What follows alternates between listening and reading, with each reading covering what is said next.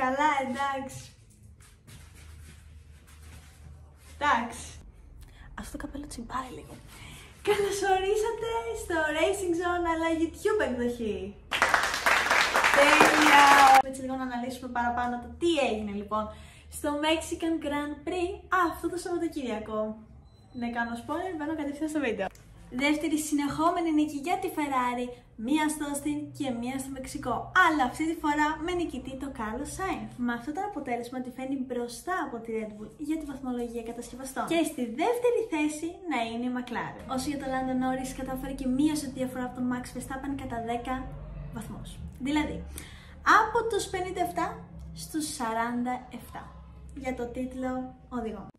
Κάνω μια μικρή αλλαγή background, αλλά δεν πειράζει. Το αυτοκίνητο ασφαλείας ήταν ο πρωταγωνιστής για τους πρώτους γύρους του αγώνα, καθώς και είχαμε μια επαφή ανάμεσα σε Tsunoda και Alex Albon. Στον έκτο γύρο που το safety car αποχώρησε, κατάφερε ο Carlos Sainz να ξαναπάρει την πρώτη του θέση, καθώς και την είχε χάσει στην εκκίνηση από τον Max Verstappen. Στη συνέχεια, ο Charles Leclerc έφερε τη δικιά του Ferrari στη δεύτερη θέση, αφήνοντας τον Norris και τον Verstappen να πολεμούν στην τρίτη και στη τέταρτη θέση. Βέβαια, τότε ξεκίνησε ο χορός των ποινών ή αλλιώς το πάρτι των ποινών, που για κάποιο περίεργο λόγο ο Max ήταν πιο ήρεμος, ενώ με το που το είδα στον αγώνα λέω θα ξεκινήσουμε τα καντήλια, αλλά τελικά κρατήθηκε. Ο οδηγός της Red Bull έλαβε 20 δευτερόλεπτα ποινή, δηλαδή 10 και 10. Με λίγα λόγια, για παρεμπόδιση του οδηγού της McLaren, του Norris. Οπότε από τη θέση που βρέθηκε με ένα pit stop που περιμέναν όλοι να περάσουν τα δευτερόλεπτα στη 15η θέση. Βέβαια, ποινή δέχτηκε και ο Σέρτζιο Πέρες,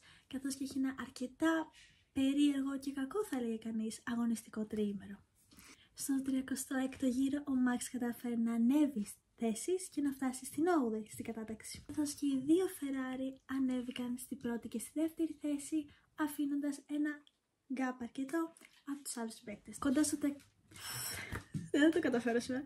Κοντά στο lap 49 και στο 500ο γύρο υπήρχαν κάποιες ενδείξεις πιθανότητα της βροχής, αλλά δεν υπήρχε τίποτα. Οπότε, ναι, Ελλάδα vibes. Οπότε μέχρι εκείνο το γύρο είχαμε Carlos Sainz, Charles Leclerc, Lando Norris και τις δύο Mercedes να ακολουθούν. Σταδιακά ο Lando Norris άρχισε να μαζεύει τη διαφορά από το Charles Leclerc, με την πίεση που το ασκούσε να ανταμείβεται στον 63ο γύρο. Θα με μπερδέψουν σήμερα το όνομα, δεν υπάρχει. Και ο Βρετανός θα καταφέρει να πάρει τη δεύτερη θέση και να σπάει το λεγόμενο 1-2 της Ferrari.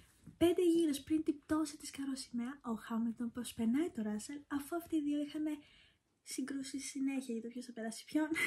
Μία ο Ράσελ πέρασε το Χάμιλτον, μία ο Χάμιλτον το Ράσελ. Λοιπόν, κατάφερε ο Χάμιλτον να περάσει το Ράσελ και να βρεθεί στη τέταρτη θέση. Και η τελική κατάταξη, για να σας πω και το πόντιουμ, ποιο ήταν? Ήταν Carlos Sainz στην πρώτη θέση, δεύτερη θέση Lando Norris, τρίτη θέση Charles Leclerc, τέταρτη θέση Lewis Hamilton, πέμπτη θέση George Russell, έκτη θέση Max Verstappen, 7η θέση Kevin Magnussen. Χας, ναι, κι όμως. 8η θέση Oscar Piastri, 9η θέση Nico Hülkenberg και 10η θέση Pierre Gasly. Σε αυτό το σημείο έχουμε ολοκληρώσει την ανάλυση του αγώνα και πάμε λίγο να μπούμε στα details. Αυτό που ακούτε είναι ο σκύλος μου αυτή τη στιγμή. Μην ξεχνάμε επίσης ότι ο Fernando Alonso έφυγε και εκείνος από το αγώνα σχετικά νωρίς, καθώς και είχε εντολή να αποχωρήσει με το μονοθέσιο του. Το γνωστό Retire the Car. Τώρα αξίζει να σημειωθεί ότι ο Fernando Alonso έκανε την επέτειό του για τις 400 συμμετοχές του σε Grand Prix. Συμμετοχές, εμφανίσεις, όπως θέλετε πείτε το. Good job! Και πάμε τώρα στα λίγο πιο ψαγμένα gossip ή αλλιώς αυτά που είδε το μάτι μου και ήθελα να σχολιάσω. Θα ξεκινήσω λίγο έτσι με μια ανακατεμένη σειρά και θα ξεκινήσω να σχολιάσω.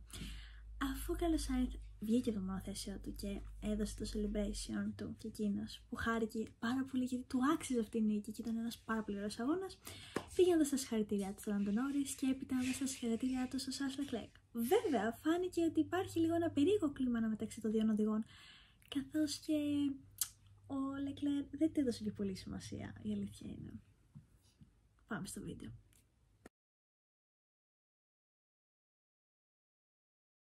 Και τώρα πάμε στο post-race και να δούμε λοιπόν τη συνέντευξη του Max Verstappen και το τι είπε σχετικά με την ποινή που του δόθηκε. Και φάνηκε να χαριτολογεί και να λέει ότι την επόμενη φορά θα έχει ένα drink στο pit stop του. Μπορώ να πω ότι το δίνω, είναι πάντα iconic. Σε αυτά λέει πάρα πολύ ωραίες ατάκες. Μπορώ να το δώσω, αλήθεια είναι. Όπως με το Send them my regards. Ήτανε υπέροχο. They've been penalised? Maybe get a drink in the pit stop. Yeah, I mean the engine was off for 20 seconds, so I had enough time. Έτσι ολοκληρώνω με τη συνέντευξη στο press conference room με τον Charles Leclerc, όπου εκεί που μίλαγε κατά λάθος του ξεφεύγει μια κακιά φράση. Έχασα την αναφέρουμε, θα τη δείτε και στο βίντεο, όπου και φοβήθηκε πάρα πολύ και έλεγε ότι δεν θέλει να γίνει σαν τον Max. Θα ήθελα να μου πείτε τη γνώμη σας σχετικά με αυτές τις ποινές, η αλήθεια είναι, τις οποίες οι οδηγοί δεν τους αρέσει καθόλου σαν ιδέα να υπάρχει. Εντάξει, υπάρχουν λίγα όρια που λέμε, αλλά ναι.